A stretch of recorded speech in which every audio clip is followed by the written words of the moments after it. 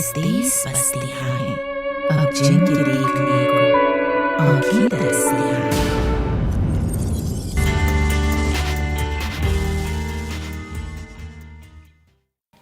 प्यारी अम्मी,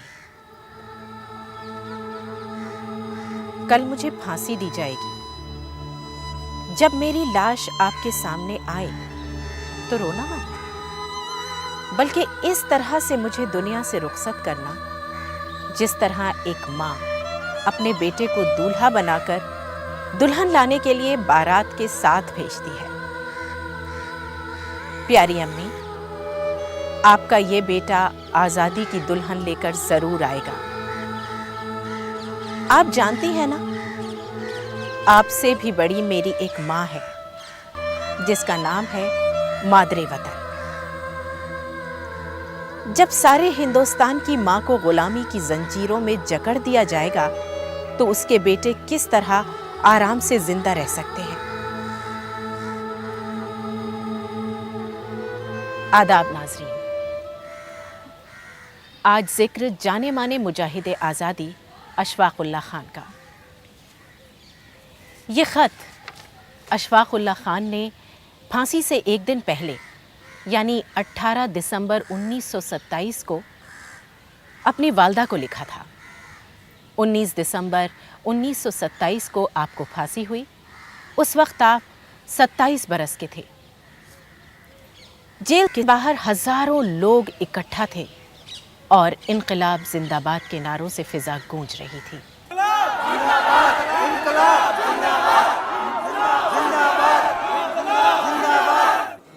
अशफाक उल्लाह खां की पैदाइश 22 अक्टूबर 1900 में मोहल्ला एमनजई शाहजहांपुर यूपी में हुई थी। आपका खानदान सिलसिला वारिसिया देवा शरीफ से बैत था। आप उस रोहिल्ला पठान खानदान के चश्म चिराग थे जो अपनी शुजात, गैरत और शराफत के लिए मारूफ था।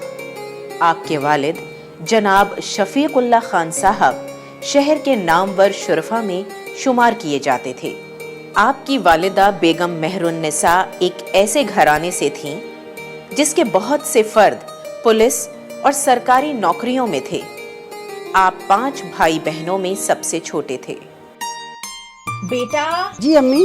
छाछ निकाल दी है, ले जाओ।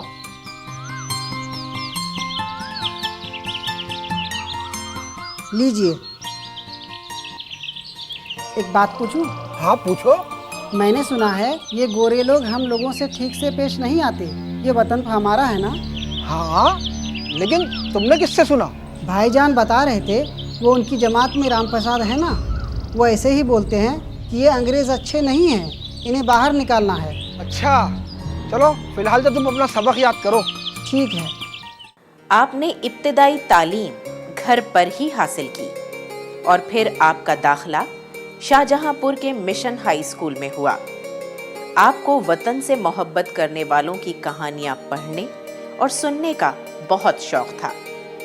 बड़े भाई रियासतुल्लाह खां अक्सर अपने हमजमात बिस्मिल की शायरी और उनकी बहादुरी के किस्से सुनाया करते थे।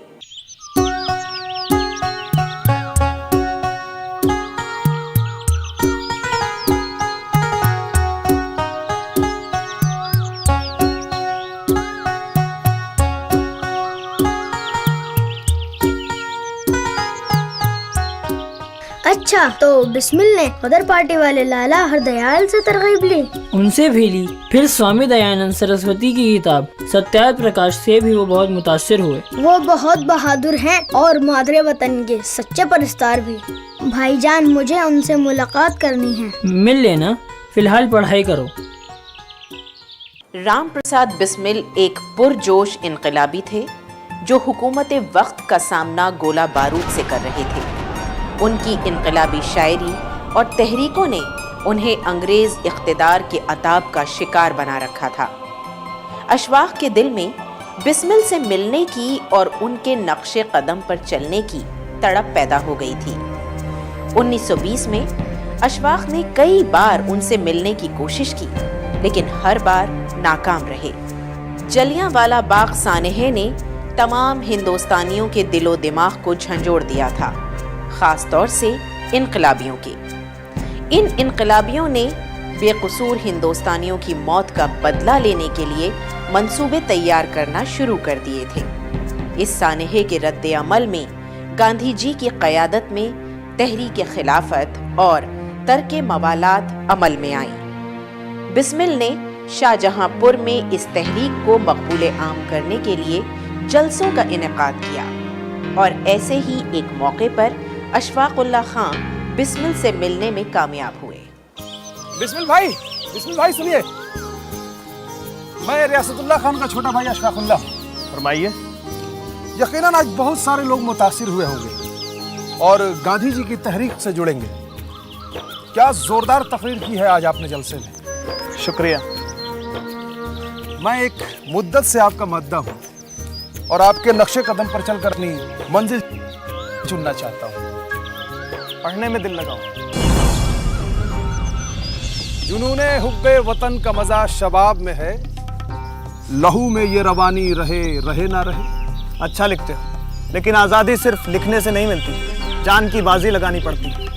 ये बाजी हार भी जाऊं तो खुद को सुरखरू समझूंगा। और फिर राम प्रसाद बिस्मिल और अशफाकुल्लाह गांव-गांव पैदल घूमकर अवाम को मादरे वतन की आज़ादी की लड़ाई में हिस्सा लेने के लिए तैयार करने लगे। हमें अपने देश को आज़ाद कराना होगा। हमें आप लोगों की ज़रूरत है, आपके खून की ज़रूरत है। हमें गांधी जी के साथ मिलकर इस जंग आज़ादी में कांधे से कांधा मिलाकर चलना होगा। हमें इस देश को आज़ाद कराना है। तो मेरे भाइयों, अपने देश के लिए अपना लहू बहाने के लिए तैयार हो जाओ।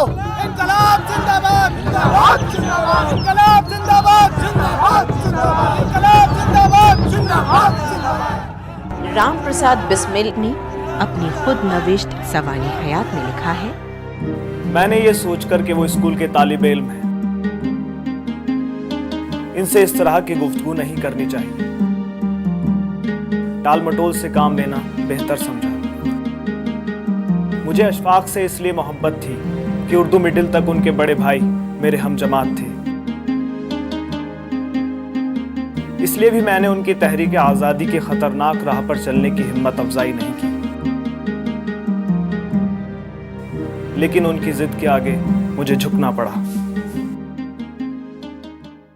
राम प्रसाद बिस्मिल पक्के आर्य समाजी थे और अशफाकुल्लाह खां कट्टर मुसलमान, लेकिन दोनों का नस्बुलैन एक था, वतन की आज़ादी। इस आज़ादी की चाह ने दोनों में बेपनाह हम आहंगी पैदा कर दी थी।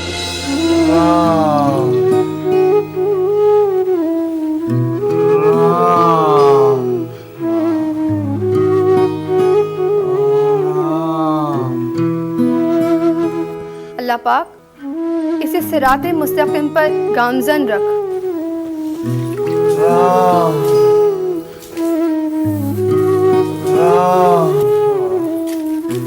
अशफाक, तुम तो सर से कफन बांधे बाजुए कातिल को आजमाना चाहते थे। ये क्या आरजू पूरी किए बिना ही जा रहे हो?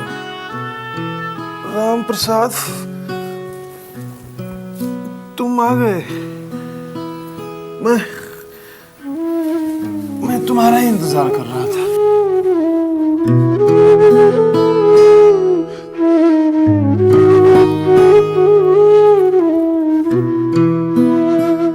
आप सेक्युलर मिजाज थे। शहर के आर्य समाज मंदिर में होने वाली मीटिंगों में आप शिरकत करते थे। कहा जाता है कि आपके बुजुर्गों और दूसरे मुसलमानों ने आपको इन मीटिंगों में शिरकत करने से रोका भी, लेकिन आप पर कोई असर नहीं पड़ा।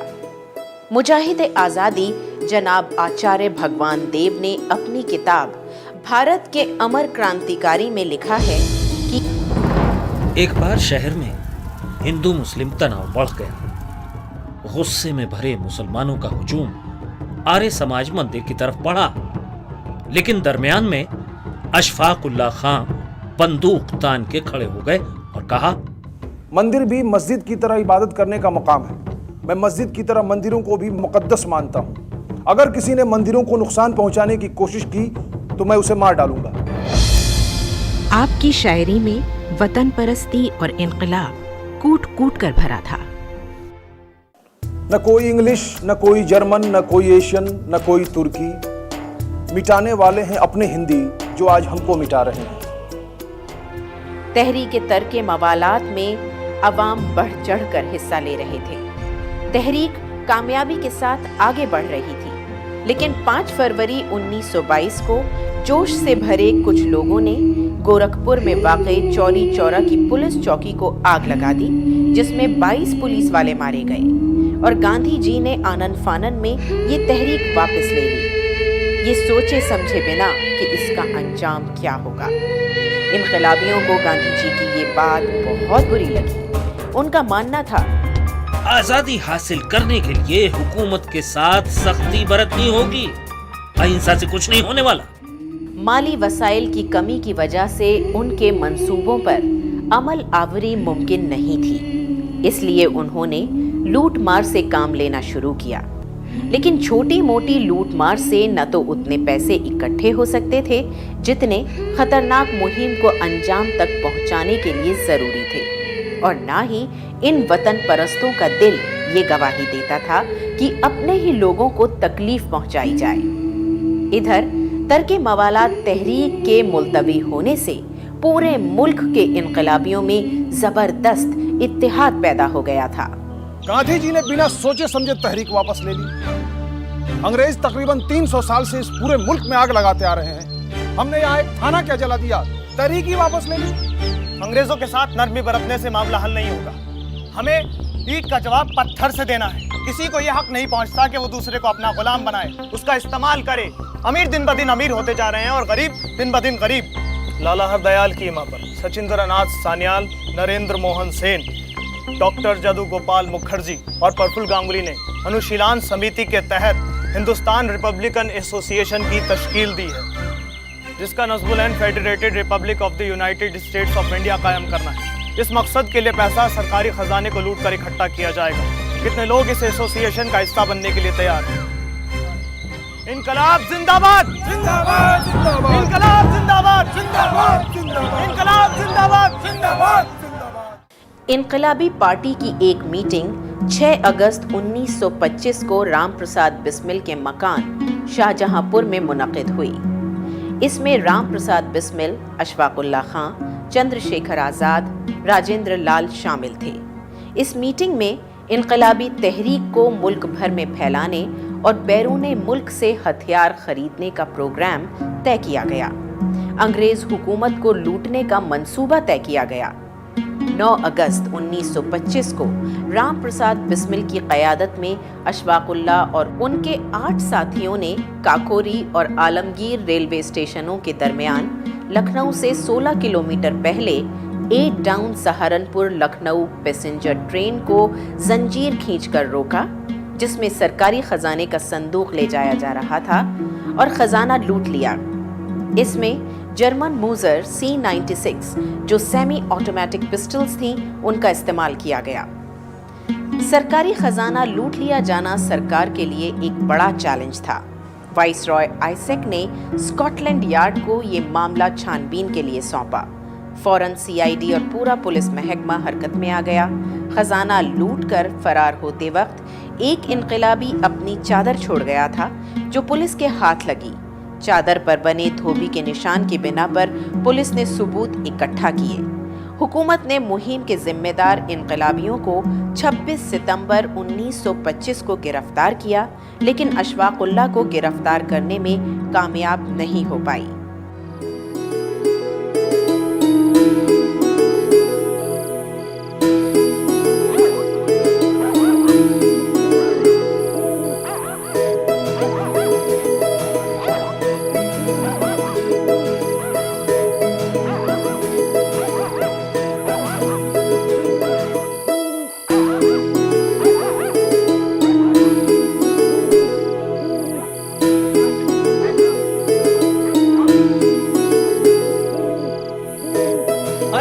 सिपाही कहां से आ गए?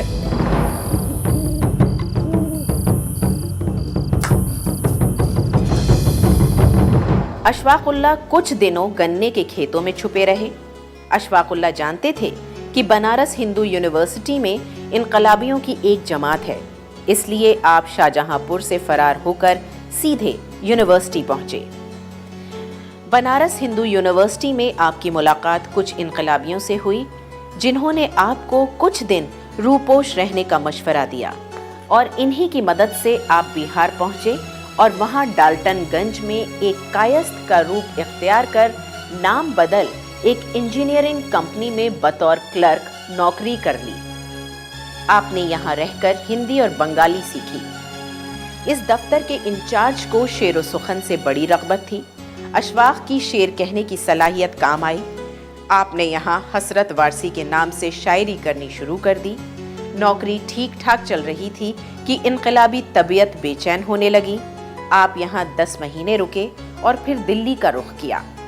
वो दिल्ली पहुंचकर मुल्क से बाहर जाना चाहते थे ताकि यूनाइटेड स्टेट्स में मुकीम लाला हरदयाल से राब्ता कायम करके इनकलाबी तहरीक को आगे बढ़ा सकें। दिल्ली में आपका एक बचपन का साथी और दोस्त था। आप उससे मुलाकात करके मुल्क से बाहर जाने के सिलसिले में मशवरा लेना चाहते थे।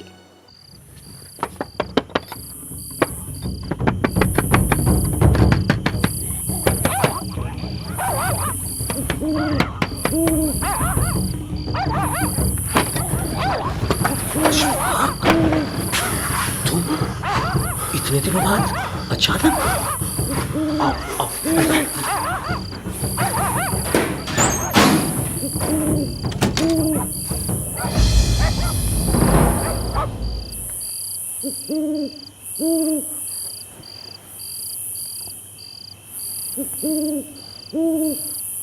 कैसा है? खाओ। बढ़िया।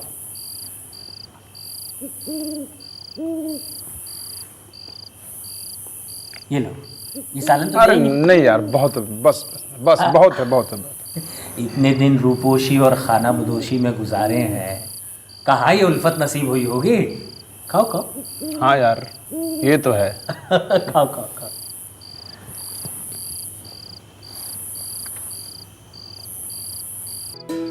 अच्छा मियाँ, अब इजाज़त दीजिए, मैं जाऊँगा। चलो, मैं होटल तक छोड़। अरे नहीं नहीं, मैं चला जाऊँगा। नहीं, इतने दिनों बाद मिले हो, कुछ देर साथ और गुजारेंगे। आओ, होटल तक तो कम से कम मैं छोड़ ही देता हूँ। आ जाओ। उनका दोस्त उन्हें उनके होटल तक पहुंचाने आया और फिर 8 सितंबर 1926 की सुबह उनके दरवाजे पर दस्तक हुई। दरवाजा खोला तो सामने पुलिस खड़ी थी। आप गिरफ्तार हो गए। हुकूमत ने उन्हें अपने ही साथियों के खिलाफ गवाही देने के लिए राजी करने की कोशिश की। इस काम के लिए पुलिस का एक आला अफसर तसद्दुक खान आपके पास आया। हिंदू तो अपना इक़्तिदार पाने के लिए अंग्रेजों से लड़ाई लड़ रहे हैं। हम मुसलमानों को इसमें उलझने से क्या हासिल होने वाला है? मेरा यकीन करो, मैं हर तरह से तुम्हारी मदद करूंगा अगर तुम सरकारी गवाह बन जाओ तो। ये बात आप मुझसे पहले भी कह चुके हैं, लेकिन इस बार कान खोलकर सुन लीजिए खान साहब। हिंदी हिंदुस्तान बरतानवी हिंदुस्तान से कहीं ज्यादा बेहतर होगा। आप पर डकैती, कत्ल, हुकूमत से बगावत और दिल्ली जाकर पासपोर्ट हासिल करके मुल्क से बाहर जाने का इल्जाम था। इस तारीखी मुकदमे की समाअत लखनऊ में स्पेशल जज ए हैमिल्टन के सेशन कोर्ट में हुई। मुकदमे के दौरान आपने बेबाक बयानात दिए। एक बार उन्होंने कहा, बेशक मैंने ट्रेन डकैती में हिस्सा लिया है, लेकिन मैं इसे कोई जुर्म नहीं मानता, क्योंकि अंग्रेज गैर मुल्की डाकू हैं जिन्होंने हमारे मुल्क को लूटा है, और किसी लुटेरे से अपना ही माल वापस लेना कोई जुर्म नहीं। मिस्टर अशफाकुल्लाह खान को इंडियन पिनल कोड के सेक्शन 121A, 120B, 302 और 396 के तहत फांसी की सजा सुनाई जाती है। Mister Ashfaqullah Khan to be hanged till death.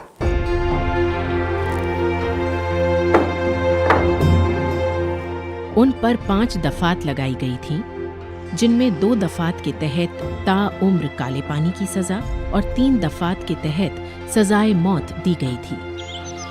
खंदा पेशानी से फांसी की सजा सुनने के बाद जब अशफाक बाहर आए और अजीजो अकारिब को रोते हुए देखा तो बोले, इस तरह आंसू बहाकर आप खुद को कमजोर साबित ना करें, बल्कि इस बात पर फख्र करें कि आपके खानदान का एक फर्द गासिब अंग्रेज के जुल्म और जबर का मुकाबला करते हुए वतन पर कुर्बान होने जा रहा है।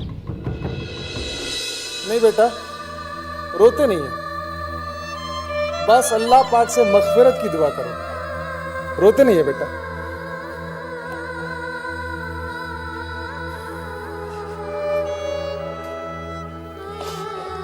ये तार और ये खत अखबार प्रताप के मुदीर के लिए आज ही भिजवा दीजिए। ठीक है।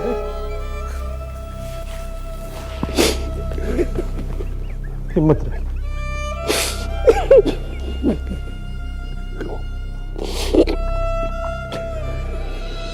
रियासतुल्लाह खान ने अशफाक के कहने के मुताबिक तार और खत कानपुर गणेश चंद्र विद्यार्थी के नाम रवाना कर दिए। सारी रात आपने शब्बेदारी में गुजारी, फिर सुबह को जब कालकोठरी का दरवाजा खुला तो आपने आंखें मूंद कर परवरदिगार से दुआ मांगी और सामने खड़े अफसर से कहा,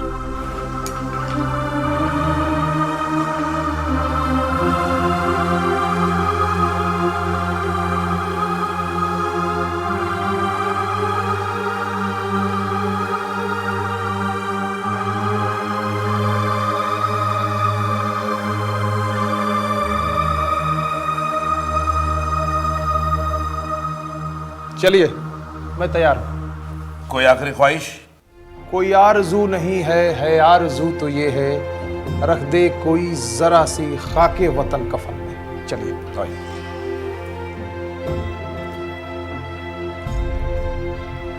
आयत कुरानी का विर्द करते आप फांसी के तख्ते तक पहुंचे, फांसी के फंदे को चूमा, खुद गले में डाला और कहा, मेरे हाथ कभी किसी इंसान के खून से रंगीन नहीं हुए। मुझ पे जो इल्जाम लगाया गया वो गलत है।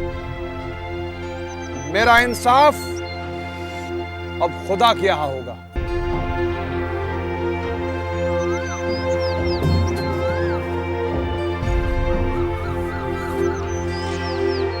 इन अल्फाज के साथ ही आप मालिक के हकीकी से जा मिले।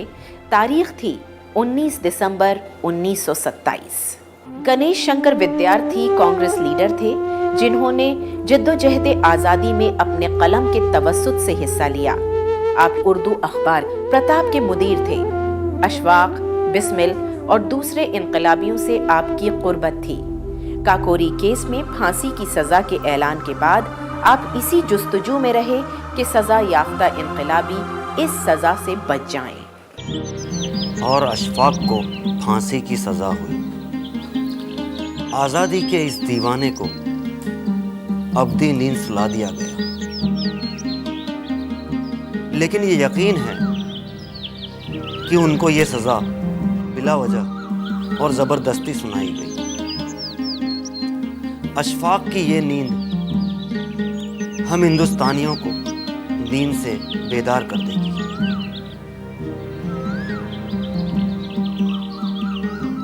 साहब तारा है। अशफाकुल्लाह, गणेश भाई 19 दिसंबर को 2 बजे लखनऊ रेलवे स्टेशन पर मिले। 19 तो आज ही है। वाह, अशफाक फांसी की सजा से बच गए। करीम, ए करीम, जल्द अज जल्द फूलों के हार का इंतजाम करो और फोटोग्राफर साहब से कहो कि फौरन मेरे साथ रेलवे स्टेशन जाने को तैयार हो जाएं। अशफाक जिंदा है और वो मुझसे मिलने के लिए आ रहे हैं। लेकिन जब गणेश शंकर विद्यार्थी स्टेशन पहुंचे और आपका जसद खाकी देखा तो फूलों का हार गले में डाला और रो पड़े। पूरा स्टेशन इनकलाब जिंदाबाद के फलक शगाफ नारों से गूंज रहा था।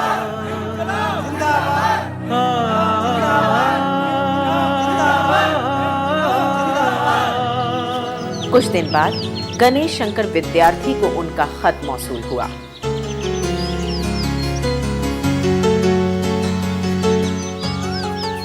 साहब, खत आया। क्या? अशफाकुल्लाह?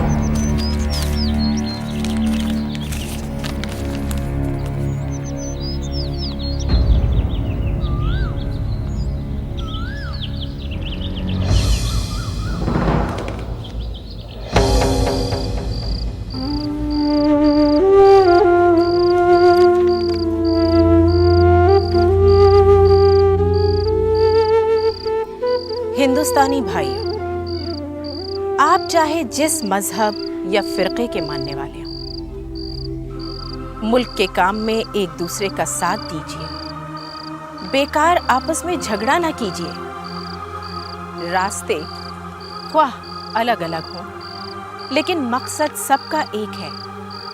सब मजहब और फिरके एक ही मकसद को हासिल करना चाहते हैं। फिर ये आपस के झगड़े क्यों?